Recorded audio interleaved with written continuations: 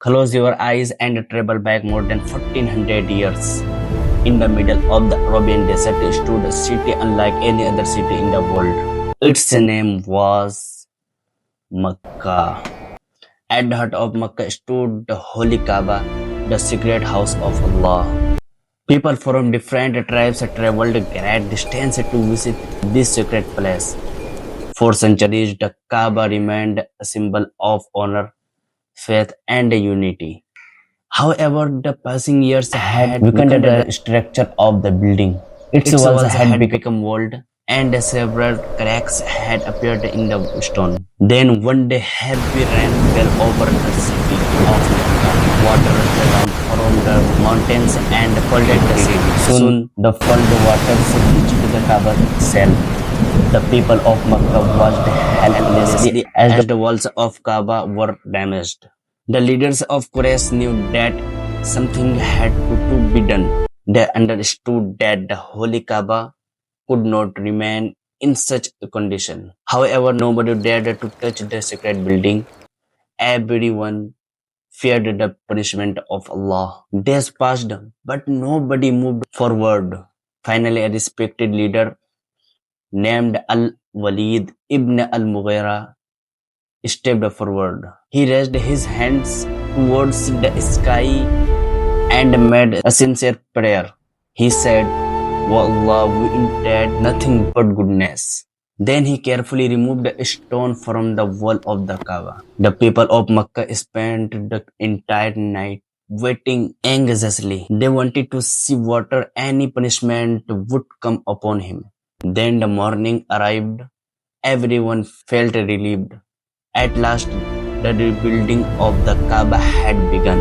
The leaders of Quraysh gathered together and made an important decision. They agreed that only lawful wealth would be used to rebuild the Kaaba. Money earned through theft, gambling, and injustice would not be accepted. Soon, every tribe was given a specific responsibility. Men from different tribes worked side by side. Slowly, the walls of the Kaaba began to rise once again. Everyone was pleased to see the purpose of the work. However, a serious problem soon appeared. The time had come to place the black stone in its position. Every tribe wanted the honor of placing the sacred stone.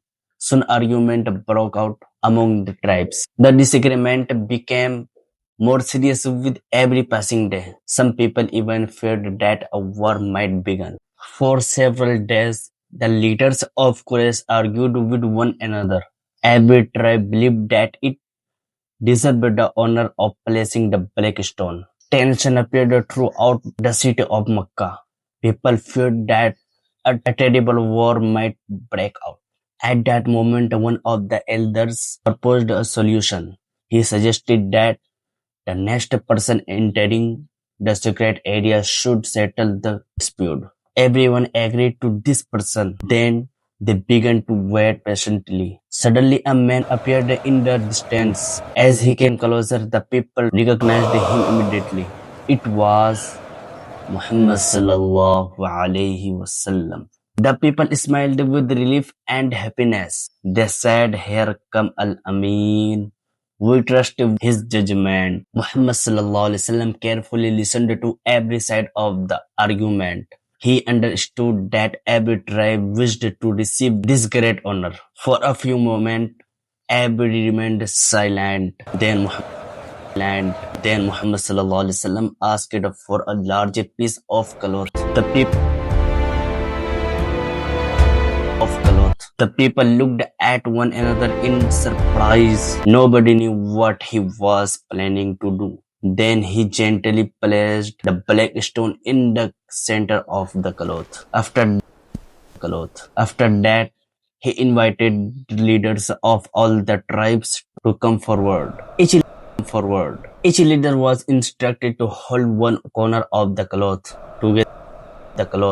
Together, they lifted the black stone towards its place. The disagreement that had troubled the city finally came to an end.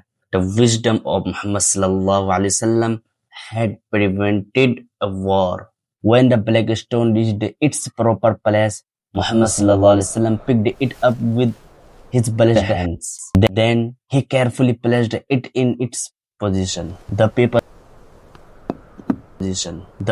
of Makkah were amazed by his wisdom. A conflict that could have led to war had been peacefully resolved. From that day onwards, the people respected Muhammad sallallahu alaihi wasallam even more than before. They knew that he was truthful, wise, and trustworthy. For many years, the people of Makkah had called him Al-Amin. This little means the truthful and trustworthy one. Nobody would have imagined that a few years later, Allah would choose him as his final messenger. This remarkable event became one of the greatest examples of the wisdom of Muhammad sallallahu alaihi wasallam. Even before prophethood, he had already won the hearts of the people, and this was only the beginning of a journey that would change the world forever.